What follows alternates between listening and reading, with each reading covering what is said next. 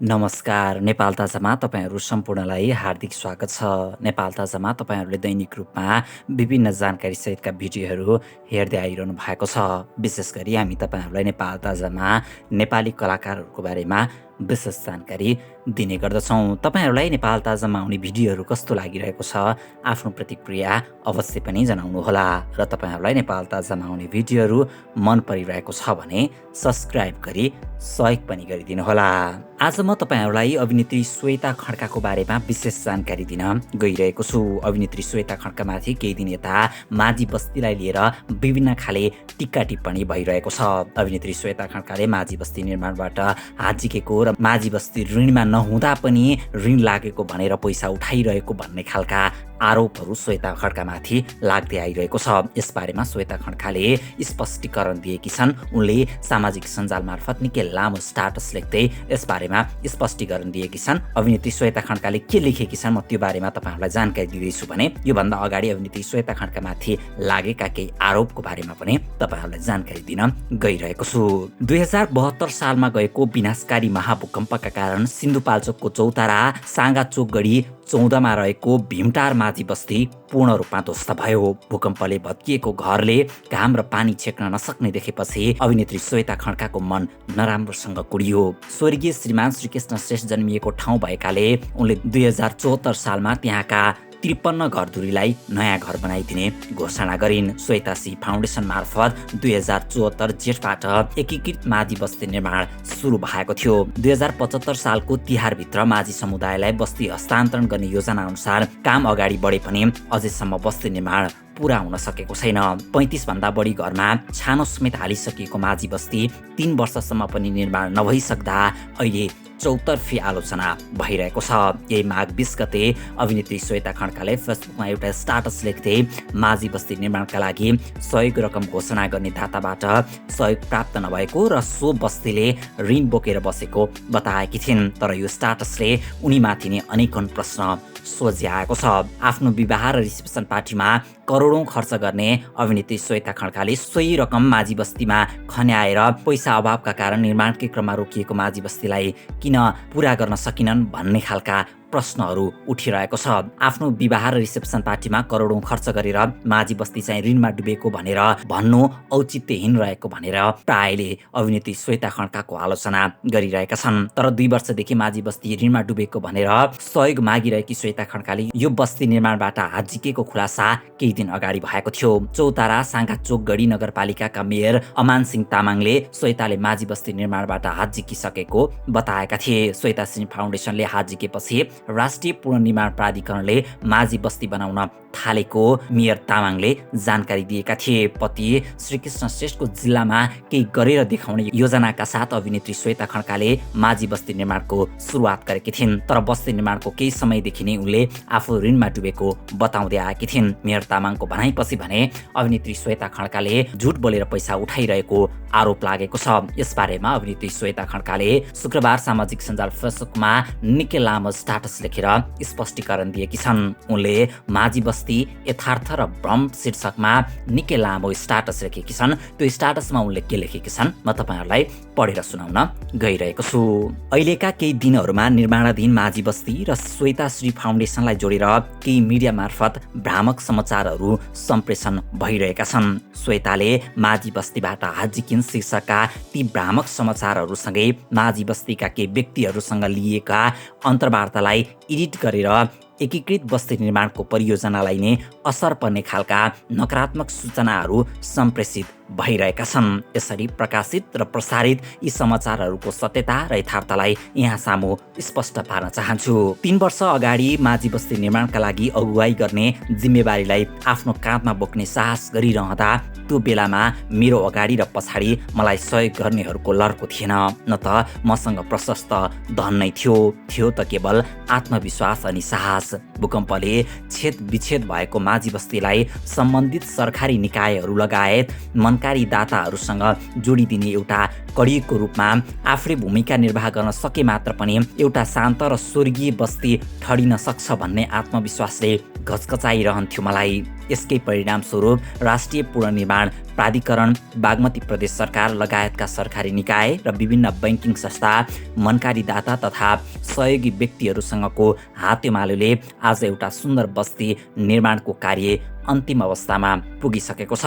भूकम्पले भताभुङ्ग बनाएको उदास र उदेक लाग्दो त्यो अवस्थाबाट एउटा सुन्दर, शान्त र मनमोहक बस्तीको रूपमा यो बस्तीले आफ्नो स्वरूप धारण गरिसक्दाको अन्तिम अवस्थामा आएर श्वेताले माझी बस्तीबाट हात उठाइन् भन्ने भ्रामक समाचार आउनु आफैमा हास्यास्पद छ। मैले यसलाई माझी बस्ती र म बीचको भावनात्मक सम्बन्धलाई चुडाल्न खोज्ने कटुल चाडको रूपमा लिएको छु। माझी बस्तीभित्रका केही व्यक्तिहरूलाई क्यामेरा अगाडि उभाएर श्वेताले भूकम्पबाट ढलेको बस्तीलाई उठाएर महापाप गरिछ भन्ने सन्देश प्रवाह गर्न खोजिनुलाई मैले अनौठो रूपमा लिएकी छैन, किनकि राम्रो भित्र नराम्रो खोतल्ने हाम्रो संस्कार नै हो। 53 घरधुरी भित्र बस्ने 322 जना जनसङ्ख्या मध्येबाट केही सीमित व्यक्तिलाई क्यामेरा अगाडि उभ्याएर मलाई दोषी साबित गर्न खोजिँदै गरेको सत्यलाई मैले बुझेको छु। माझी बस्तीभित्रै रहेर पनि बस्ती निर्माणको कार्यमा असहयोग गर्ने, विभिन्न कृत्रिम समस्याहरू खडा गरेर अगुवा युवाहरूलाई हतोत्साहित गर्ने अनि टोलका सबै मान्छेले मेहनत पसिना चुहाउँदै गर्दा इट्टाको एउटा टुक्रा समेत नबोक्ने 2-4 जना व्यक्तिहरूलाई छानी अन्तर्वार्ता लिएर एकीकृत बस्ती विकासको कार्यलाई थन्काउने, गलाउने र असफल बनाउने प्रयासहरू हुँदैछन्। यसलाई माझी टोलका अधिकांश व्यक्तिहरूले पनि राम्ररी बुझेका छन्। नपत्याए बस्ती निर्माणको काममा अहोरात्र खटिने स्थानीय युवाहरूको जमातलाई सोद्धा हुन्छ। मैले श्वेताश्री फाउन्डेसनको नाममा पैसा उठाएर विलासी जीवन बिताएको प्रतिक्रिया पनि देखेको छु, तर जसले मलाई फाउन्डेसनको नाममा पैसा उठाएर त्यसको गलत प्रयोग गरेको प्रमाणित गर्छ, त्यो प्रमाणित भएकै दिन जुत्ताको मालासहित कालो मोसो दलेर माझी बस्ती परिक्रमा गर्न तयार छु। तर फाउन्डेसनले जुन तरिका र कस्तो प्रक्रियामा काम गरिरहेको छ त्यसको बारेमा झिनो जानकारी समेत नलिई एकलौटी रूपमा आरोप लगाउनु कतिको जायज हो? यही आरोपलाई झुटो साबित गर्नका निमित्त म यथाशीघ्र प्रेस मिट आयोजना गर्नेछु र मलाई खेद्ने, लखेट्ने र विचलित तुल्याउने खेलको सप्रमाण पर्दाफास गर्नेछु। हिजो माझी बस्तीले आर्थिक अभाव झेलेर निर्माणको काम रोकिँदै गर्दा चुइक्कसम्म नबोल्नेहरू अहिले मतिर फर्किएर प्रश्न गर्दैछन्, तैँले त्यो बस्तीमा के योगदान गरिस्? मैले बस्ती निर्माणको काम रोकिँदै गर्दा व्यक्तिगत रूपमा 32 लाख दिएर काम सुचारू गरेको छु। विभिन्न दाताले घर बाहेकका पूर्वाधार निर्माणका लागि प्रदान गर्नुभएको आर्थिक सहयोगलाई पनि रिक्स लिएर उपभोक्ता समितिको खाता मार्फत घर निर्माणकै कार्यमा उपलब्ध गराएको छु। राष्ट्रिय पुनर्निर्माण प्राधिकरण मार्फत माझी टोललाई बजेट मिलाउन प्रपोजलको फाइल बोकेर सयौं पटक सिंहदरबार धाएको छु। कयौं मिटिङ र झन्झटिलो कागजी प्रक्रिया पश्चात मात्र माझी टोलमा सहयोगहरू पुगेको हो। बस्ती निर्माणको क्रममा आएका कयौं बाधाहरूसँग नडराई अनि हरेस नखाई जुधेको छु। जीवनमा कसैसँग हात फिजाएर भिख नमाग्ने प्रण गरेकी मैले माझी टोलका लागि हात फैलाएको छु, सहयोगको अपिल गरेको छु, तर आजका दिनसम्म कोही कसैलाई जबरजस्ती गरेर सहयोग दिन लगाएकी छैन। मैले दाताहरूलाई मेरो फाउन्डेसनको खातामा पैसा आउनुपर्छ भनेर कहिले भनेको छैन। माझी टोलकी उपभोक्ता समिति मार्फत डाइरेक्ट सहयोग गर्न अपिल गरेको छु। विश्वास छैन भने स्थानीय उपभोक्ताहरूको बैंक खाता र हाम्रो बैंक खाता केलाएर हेर्दा हुन्छ। हाम्रो खातामा लाखको कारोबार भएको देखिएला, तर उपभोक्ता समितिको खातामा करोडौंको कारोबार भएको देखिन्छ। यो परियोजना माझी टोललाई जबरजस्ती लादिएको परियोजना होइन भन्ने बुझ्नलाई स्थानीय उपभोक्ता समितिसँग भलाकुसारी गर्नु पर्ने हुन्छ।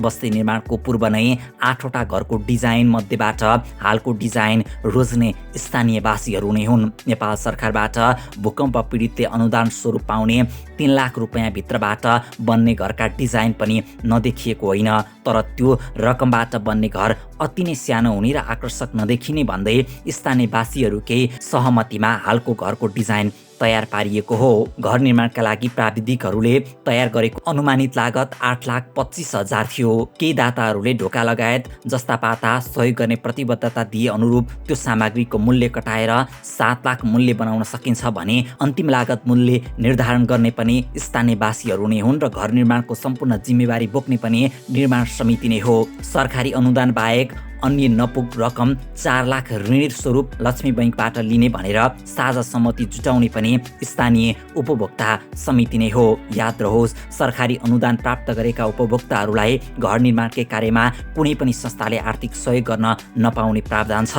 अन्ततः यही प्रावधानलाई मध्यनजर गरी घर निर्माणको कार्यमा फाउन्डेसनको तर्फबाट जग्गा सम्याउने, प्राविधिक सहयोग गर्ने लगायत निर्माणका लागि आवश्यक डकुमेन्ट र औजार सहयोग गर्ने भनी पूर्व सहमति भएको हो। घर बाहेकका नयाँ पूर्वाधारहरू जस्तै बाटो, नाला, सामुदायिक भवन, बाल बगैँचा, स्वागतद्वार, वाटर फाउन्टेन, सेफ्टी ट्याङ्की निर्माणको कार्यमा भने स्थानीय जनताको आर्थिक सहयोग नलाग्ने गरी श्वेताश्री फाउन्डेसनले विभिन्न निकायहरूसँग आवश्यक समन्वय गर्दै स्रोत जुटाउने भन्ने कुरामा सहमति जुटेकै हो। आजका दिनसम्म पनि सोही सहमति अनुसार कार्य भएकै छ। अन्ततः घर निर्माणको पाटोमा 4 लाख ऋण बोक्नुपर्छ भन्ने थाहा भएरै बस्ती निर्माणका लागि तयार हुने 53 परिवार मध्येका केही व्यक्तिले अहिले आएर आफूलाई नयाँ घर घाँडो भयो भन्नु कतिसम्मको जायज हो? सार्वजनिक निजी साझेदारी, पब्लिक प्राइभेट पार्टनरसिप मोडालिटी अनुरूप जनताको पनि लगानी रहने गरी तयार गरिएको एकीकृत बस्ती विकासको यो मोडल दिगो विकासको सफल मोडल पनि हो।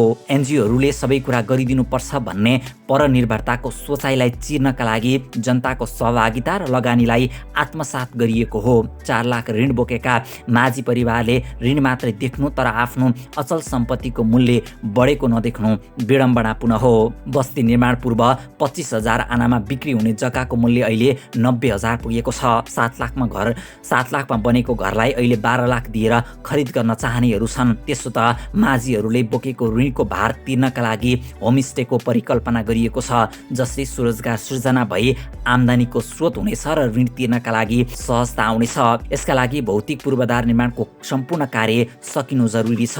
अन्ततः दूरगामी सोच बोकेको यो परियोजनाको मर्मलाई नबुझी यसको बारेमा गलत अफवाह फैलाउन खोज्नु कतिको न्यायसङ्गत होला? यतिखेर माझी टोलमा इटा सिमेन्ट जडित भौतिक पूर्वाधारहरू मात्र बनेका छैनन्। बस्ती बन्दै गर्दा मानसिक रूपमा पनि सशक्त बन्दै गएका स्थानीयवासीहरूले आफूमा आएको मानसिक र बौद्धिक विकासको मूल्याङ्कन पनि गर्नुपर्ने हुन्छ।